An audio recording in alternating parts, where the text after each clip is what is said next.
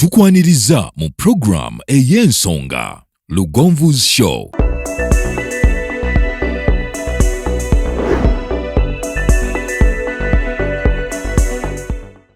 Africa yonna tuwuliriza Lugonvu Show.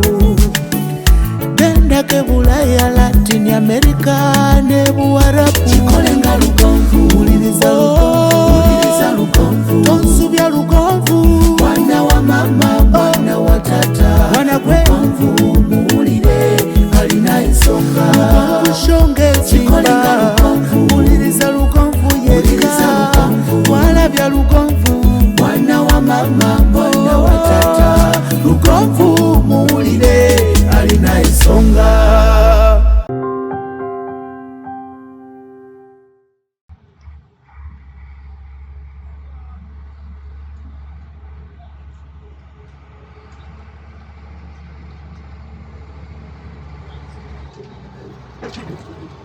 Hey, abataka azokenda ne basajja bange kiki? Hey, ogamba ki? Kakati osazeewo byekwatiremu. Emirimu egimu gyetaaga okwesitukira. Bulijjo mbagamba omusajja Andereya yanjigiriza tulakita y'ono. Emirimu egimu gyetaaga okwesitukira. Abasajja amakubo gabalaze. Fuuti 22 ekkubo liisa magulu 12. Gano ga gavumenti siga site. Bino gye bayita mpambire. Bino bagiyita sigala talaama. Omuntu bwaga nti mwami Lugonvu kweyo yansuba. Omanya sina kyakukolera. Kyewuunyisa. Okubeera otya nga osobola olima enguudo ssebo? Ye Uganda gye tulimu. Eno ye Uganda gye tulimu. Abasabeya ndowooza obalengera. Abasabeya bakola ogwabwe. Estate yeno tugigulawo olunaku lwa ku Mande. Fuuti 5 ku 10 za Bukadde 14. Waliwo abanywanyi mikwano gya Andereya bagamba nti nze sigenda kufiira mu bupangisa. Ne bwompaako olaba ensangi tugula 2 ku 15 fuuti 5 ku 5 za Bukadde Musanvu. Tuli mu Mpigi Town Council okuva wano okutuuka Empigi otambulirawo eddakiika 5. Masaka Road oba omulaba bulungi. N'olwekyo bwekityo bwe kiri njagala kwebaza abafuuse dda abaayise mu kukola naga nti mwami Lugonvu sijja kulinda. Naye ng'embeera bweti bweri. Naye badde nsaba opaakinge tunyumyemuko naawe. Genda opaakinge tunyumyemuko katono. Katono nnyo.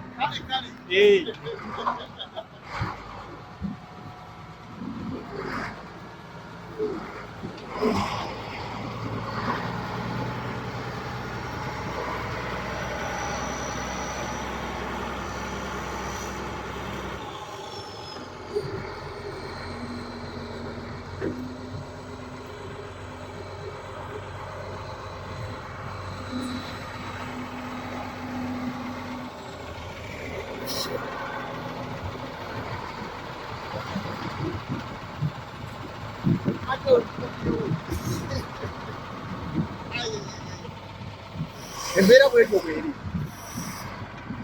Estate yeno nga bw'ogirabye siwe wantu wogamba nti tuzze wapya baneiba ndowooza obalengera. Amayumba already gyegali kyenja okugamba. Amayumba gyegali.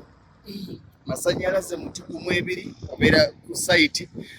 Bwana Yusufu nkulaba oli bize. Nvudde jangu tuwayeemu. Jangu tuwayeemu Bwana Sunday egyagisobola. Bwana Sunday egyagisobola. Naye owange ku luno ogenda kuntemula amakubo manene.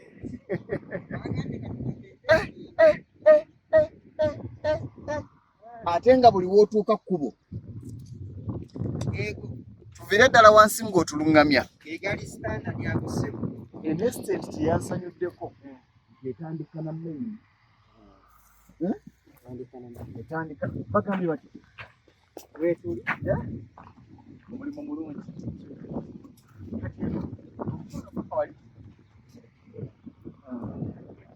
Okuva wano in fact waliwo abantu abagati kakati kyobo bulungi osakula ewedi nakusente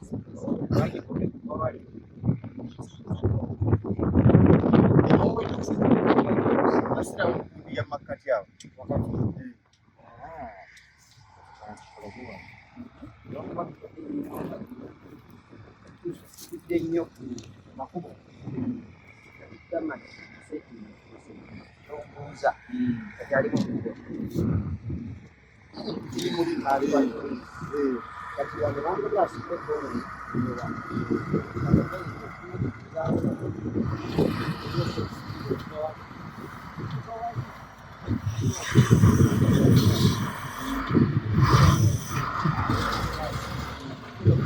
awo.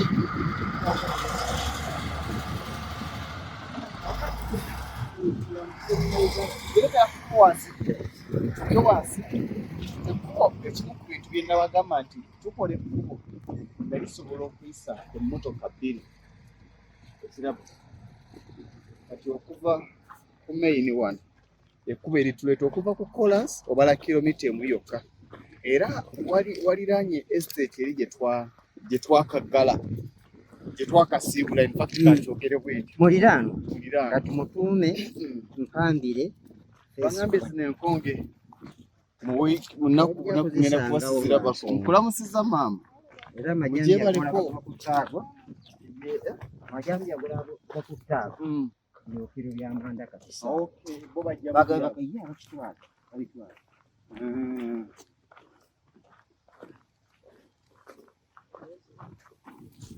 wansi bazimba bagambye batya ogwo buloka naye nga buno bwaweddewo dda taata buno bwo ekyo kyekibuuzo abasinga kye bambuuza nti obutunda wa nina bawala bange ne batabani bange bembukwasa naye nga mwebala emirimu ye taata wange nina bawala bange ne batabani bange bembukwasa tuyinza okutandika kati pointi eyo girabye kano akagundi kasigaddewo tekali ku kyapa kyaffe kali mu kkubo lino kali mu kkubo lino so kitegeeza bw'aba amaliriza agenda kujjayo ajja kukasimbako bw'ati enkumbi basiiba bw'ati akatereezeeyo kali mu mitazi zino kubanga twakalaze mu kimyufu so nga kirayini yaffe erirwa kyengulu so kati wano kati okuva wano okudda mita mukaaga ekkuba kubanga kati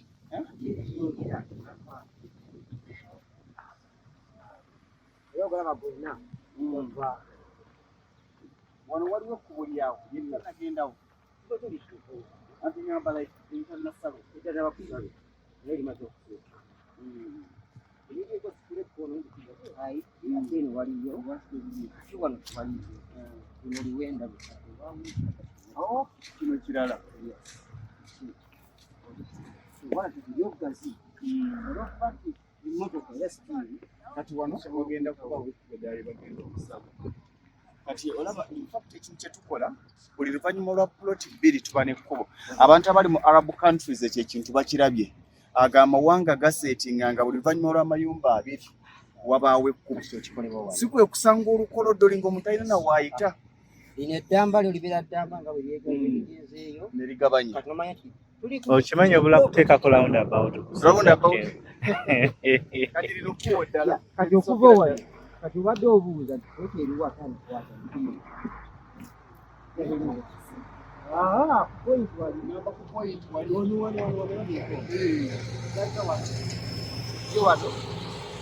odde wano kati okodde wali wakati wali mulayini eri ekakanga wali mumayumbe ategeeza ati emu bbiri ssatu ngenda bakulira ekyama ekirimu estates abaagala okukola bizinesi tugenda bakulira ekyama ekiri mu estates nawanero kirabye emu bbiri ssatu kati tuddeyo tutambule ekkubo lyaffe liri tugende twaggulu era ogenda kiraba nga buli luvannyuma lwa puloti bbiri tulina ekkubo lwaki tufunibwa bwekityo ki singa estate eno efuna obuzibu oba geze ekutte omuliro ennyumba eziri mu kanaaka kano ayite entya nekwata omuliro kizibu nnyo omuliro okubuuka ekkubo negukwata ewalala nekwata neeri naye bw'owa abantu olukoloddoli zonna zijja kuggwawo.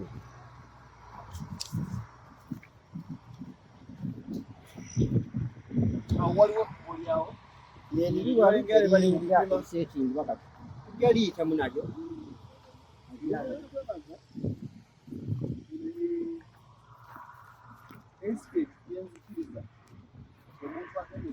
wonna wagenda okubeera waliwo abantu bangi abaga nti mwami Lugonvu nsobola okukolera wensula tulina plots meka wano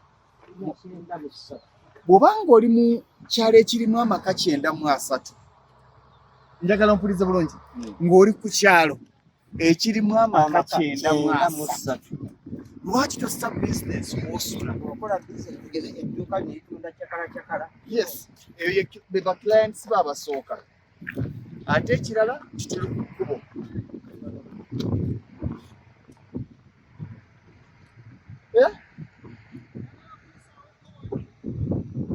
ani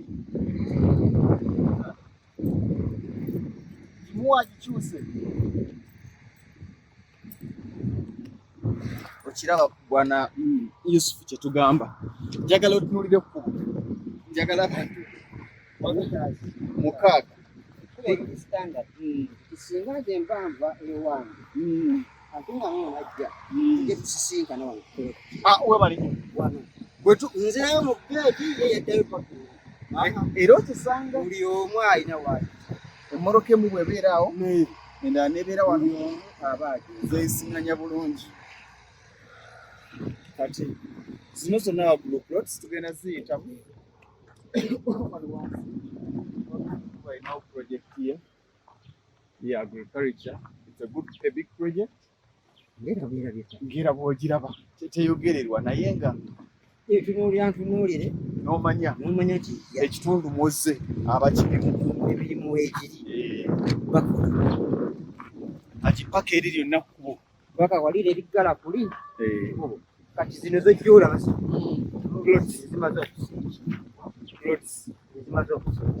kati njagala otunulire ekintu kino tutambule ffenna ploti emu eva wano yandibadde ng'ejja neekumata wano wakati wano pointi ne bagiteerawo otwala 5 ku 10 ate emalayo ate eri era erina kumalayo kati ate anajogerako okuvaawo n'okuvaawo nawali n'okutugerawo kakati tetuyinza kuyita njagala otunulire gye tubadde tetuyinza kuddayo wala tutemere mu ploti y'abaana obeene n'abayani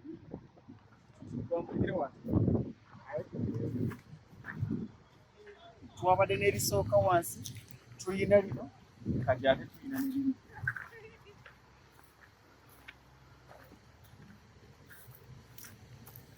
tuyina nebino kati yekyuma ekyengulu songa tuyinayo n'ebikoona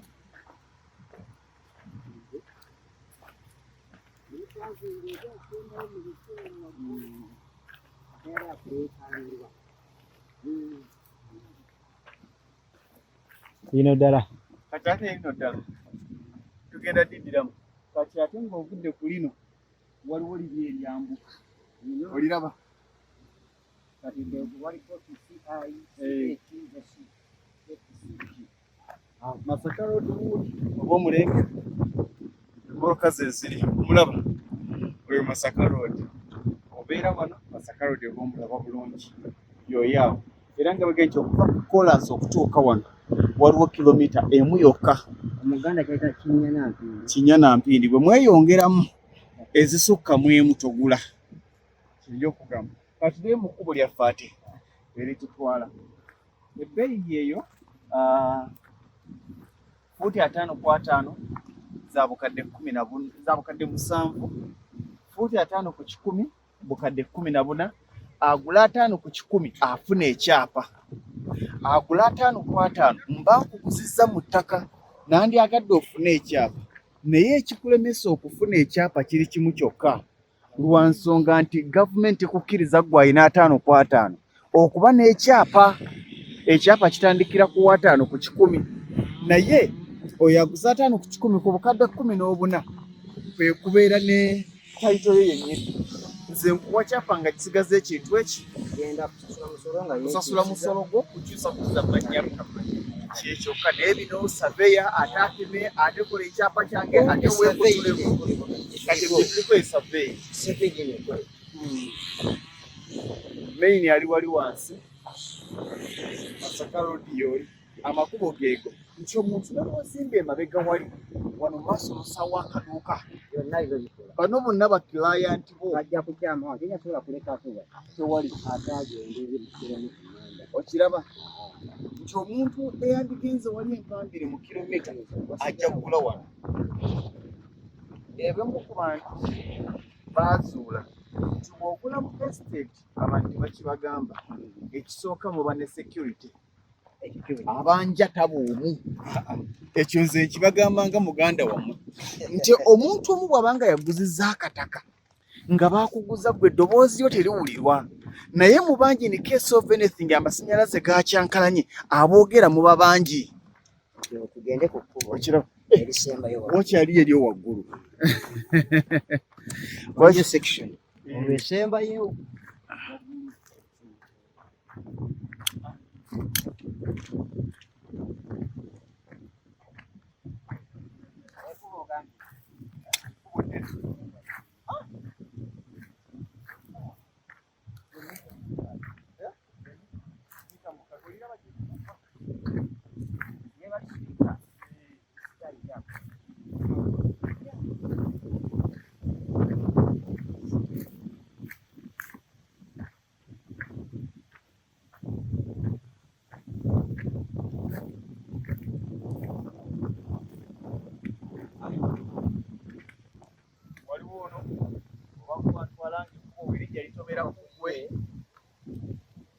obodda wano naye nga bonna nga bwe kiteekateeka oyo omu ayina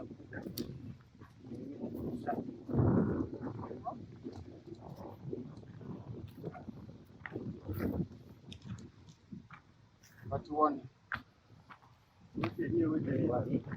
tetudiibuuda wano waliwo ekkubo ino kati si kkubo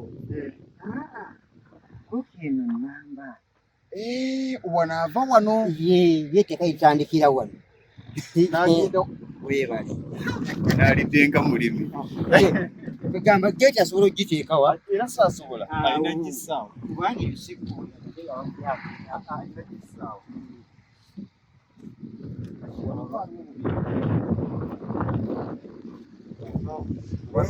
Salatio alabi tekano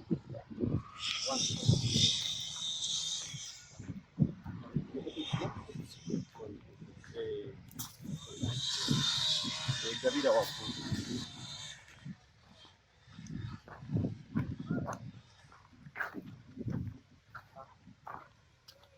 ayimba kabani bakaba amala gata ne kyengu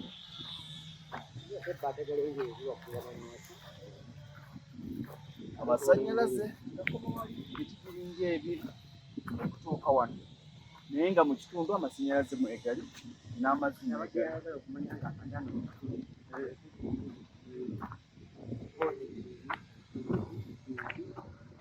ataano ku ataano in fact kati kibabalire 5 ku 5 eva wano gendeere ku nsonda wali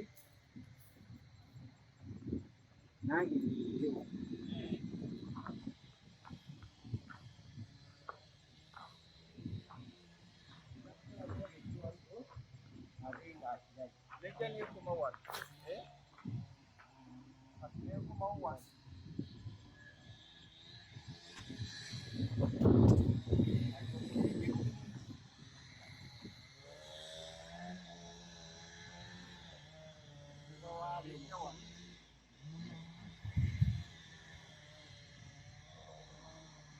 erikuleetako gabi yagala kujjenga kuba erimwetako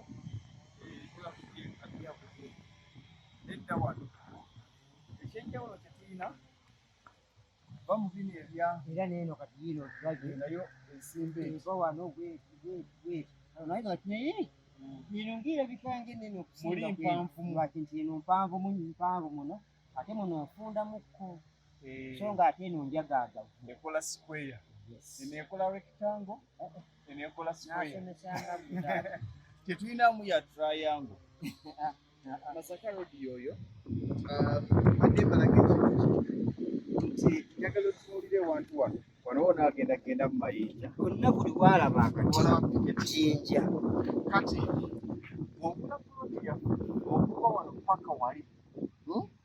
okuva wano paka wali waliwo abantu abaga nti olekayo fuuti 10 ez'ekkubo eno ne bwatatalekaayo tetukuwa poloti nga ejjinja we likoma oba otandikira gwe okuzimba ekkubo twalikuwadde lya fuuti 20 ebyo twalijjako kweriri oba okiraba so bwekitiibwa kiri kikula tuli mu tawuni kanso ndowooza omuntu amanyi ebyettaka oba ebyenkulaakulana asobola okumanya kyekitegeeza tawuni tetuli mu sabu kawunti tuli mu tawuni kanso Mpigi tawuni kanso okuva ku kolansi okutuuka wano otambulirawo waliwo kilomita emu bw'oba ng'ovuga okuva Empigi okutuuka ku ttaka kikwetaagisa eddakiika 5 ku ddakiika 7 okuva Empigi mu tawuni nti ne bw'oba ogambye nti wano ŋŋenda kusulawo busuzi osobola okugenda n'okolera Empigi mu tawuni Mpigi tawuni ekuze nnyo osobola ogamba nti ŋŋenda kukolera Mpambire mu tawuni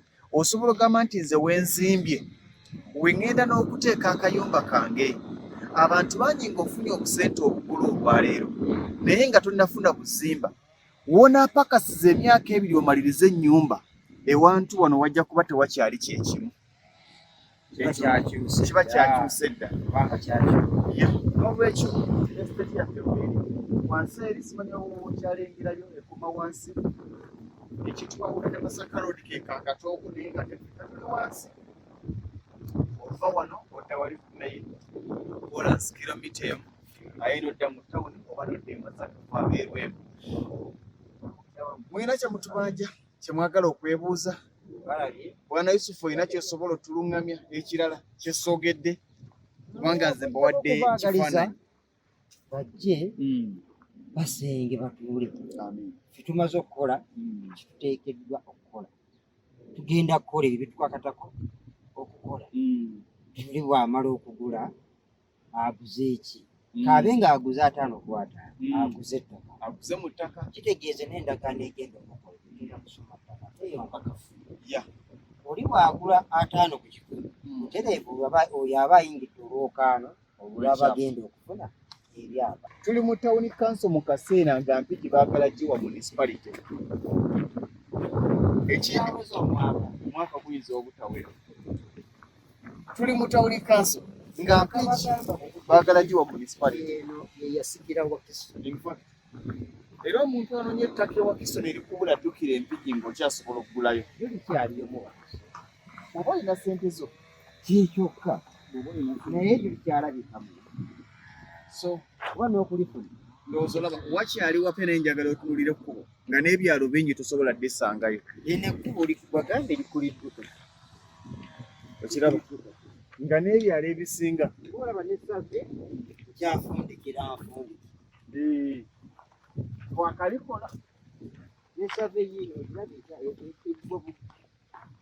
oba ekyagenda mu maaso oli wa ddembe oyinza okuba ng'oli ssentebe wa kitundu nga nti mwami Lugonvu njagala nga bw'okola amakubo mu estate yo nange ojje ku kyalo onkolereyo ogankolere oba ng'olina ezisula tracta yange ejja kujja abeekatiko mwana sibe balidde ng'abalemi ssentebe waayo ankubidde essimu ekkubo kuva wansi eno paka waggulu nga tusabye wadde amafuta nga bana abalala tatuweeyo amafuta ate nze ndetatula mundage bulazibwa wemba nteekeko webale nnyo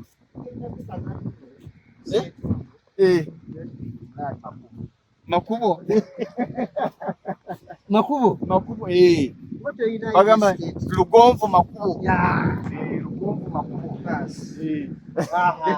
ate akavudde bulungi twagala lugonvu makubo omwana wa taata n'ekirala kijja bayamba kano kankabawe ne bonaaba tuguze wa lugonvu weewalenga nnyo gamba guzizza kulage chairman mwe basinga obafferera chairman wenoonyeze nga chairman bajja kuteekawo chairman ow'ekikwangala ng'alina ne stamp bw'obanga omuntu gw'ogulako tomwesiga dda ku kyalo ogambe njagala kundagirira ewa chairman nga tolina bali kati ne wano kyoba okola nsoga nti mami lugonvu simwesiga baleke osobola okujanaga nti mami lugonvu naye semumanyi yeye okomeuga nti ewantu awo wa lugonvu buuza bose wani obuuza kwero siti ewantu awo wani tya wa lugonvu bisigadde ogyeko akawuwo n'olwekyo nawe bw'oba okola kyenkola ate bikima atawaayi kale tugule ente netugula ente webale nnyo kati tuddayo ku kkubo eddene erituleta okuva wali ku kolansi kolansi ali maaso awo kolansi ali mu maaso awo amayumba nga bw'ogalaba geegano ploti zikyali ebyo nanke ebyo obirabye abasajja abagabo abakyala bakulansi babo tebatera na kubirabira bwajja tabisangawo newalubiraba ze mashini z'owulira ezikaaba eri kubanga oba wakibakoledde dda gamba bo basanga kaweweevu ojja ozimba buzimbi nga kimaze okuteekebwa ekintu kyenina ojja ozimba buzimbi essimu yaffe mugimanyi eya 0753 98 56 39 0753 98 56 kakati bwana Yusufu kyayogedde katuddeyo tukikulage bwe tumala okukola amakubo g'omu esiteeti yaffe ate tukola n'amakubo g'ekyalo gano gengenda okulaga oba okategedde nti fe bwe tukola ekkubo ly'omu siteeti tetwagala kunyiriza waffe ate nga woyita okutuuka ewanyirira nga yo wabooka bwana Sande waliwo akaliibwa naye nga mwambaze yinza okuwulira ekifunfugu ku mugongo oba ofuluukinze kufuluukinga oyinza okuwulira ekifunfugu ku mugongo basaveya tekirimu tusembeza buli omu tulinga wano bagenda kusaawa ekkubo lyawo eryambuka wali yo limaze n'okuseetinga nogamba okulisa kati bwava okuliri abenga amaliriza ekitegeeza ati kati site oba estate emaze okuteekerwateekerwa amakubo gaayo kati ffe abasaveya twaliirako bwalirizi olwaleero nsinze kwesiba ku makubo gakigalabikakwe nga kitegeeza ti buli kiraali waffe ajja ayingira butereevu paka waggulu paka munda nga bw'agamba nti koti yange namba gundi oba linnya gundi agituukako obutereevu so si kusinza ate muka n'agireka eno amaduuka gaago amaduuka gatandise okumera bano kati bano bakulaga mu kitundu mwenye kiri kyobadde ogamba kati ono yabala yeenassaawo edduuka li mayumba gaago agazimbwa kati kino kyetugamba amaduuka ge gagenda okubanga gakyali ekkiriza bano bakirasha bagenda okusenga paka buli banaamala ne bateekawo agaabwe akyamakulu olaba n'ekkubo lya kitundu kyeyongerayo ligenda mu bantu naye tuba tulina oddikola tuba tulina okulikola eyo nkola yaffe eyo nkola yaffe ploti zezo fuuti 5 ku 5 bukadde 7 fuuti 5 ku 10 bukadde 14 waliwaga nti mwami Lugonvu mbadde siimiridde bulungi ey'obukadde 7 osobola okutandika n'obukadde 5 ey'obukadde 14 osobola okutandikako n'obukadde 10 ezisigadde n'osasula mu kabanga ke tuba tukkaanyizaako naye ekyenjawulo kye tulina nti bw'ogula ettaka naffe oluba okusasula olwaleero genda ku ttaka ly'otandika oddikozesa tukuwerawo obwannannyini balance omusasula ne bwoba ozimba siringa balandoli abaga nti tonansasula tojja kulya nkoko. Otandikirawo okuzimba kasi ebbanga lyaffe liba nga likyaliyo litwakanya. Sajja wiya asitudde kalina wansi awo naye ate ffe tumuli ku lusozi okirabye. N'olwekyo twagala kusibula omulabi wa Lugonvizi Show bwe watyo bwe wali. Masaka Road yali wali kilomita emu yokka okuva ku Kolansi ate okutuuka estate weeri. Nsuubira okuba nga tetulina kye tutabalaze. Ebisinga obungi babirabye. Ekibadde kibalwanidde okutegeera olwali. Bwala Yusufu nga tusiibula abantu bajja kwagala okumanya bakimbuuza nnyo. Ettaka eryo lya Kabaka lya kibanja. Wulira Mwami Lugonvu, ettaka eryo lya Kabaka lya kibanja liizi oba kyapa. Gwaba abambulirira ttaka kirino. Kino kyolaba wano ye private mile land, ettaka ery'obwannannyini obwenkomeredde mu bufunze, ettaka ery'ensikirano. Private mile land egulwako omwana w'omunaku kubanga tegulwako munaku. Kale bwe baba nga bakitegedde kino private mile ngere bakikwete private mile land, ttaka lya bwannannyini obwenkomeredde. Gwe bw'ogula wano 5 ku 10 ekyo kyapa kya private mile land. Ne bw'oba atengera oguza 5 ku 5 mwana wattu era akatundu ako desimole ziba 0.055 acres. Okay? Nako kabeera private mile land. So si kabanja. Tetutunda bibanja. Kyetuyina n'olwekyo muzikirize bakitegedde. Tusibula abantu baffe.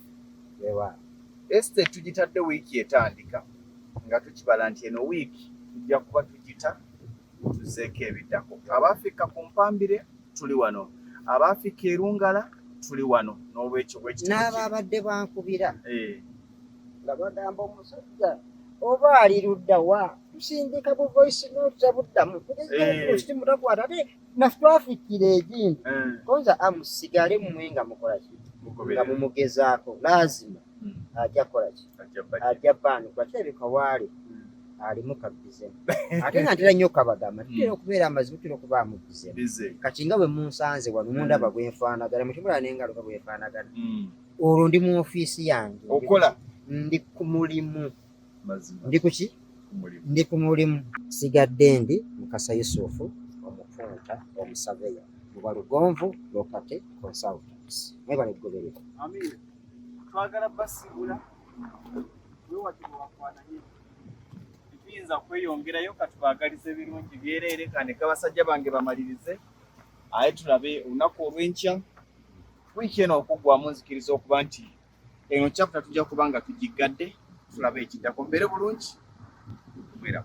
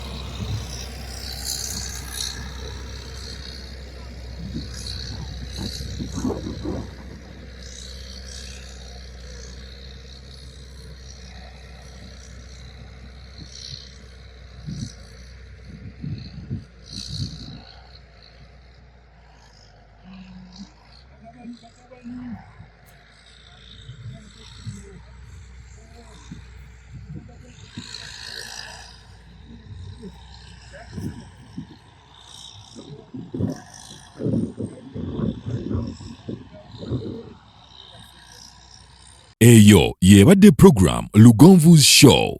Africa yonna tuwuliriza Lugonvu Show.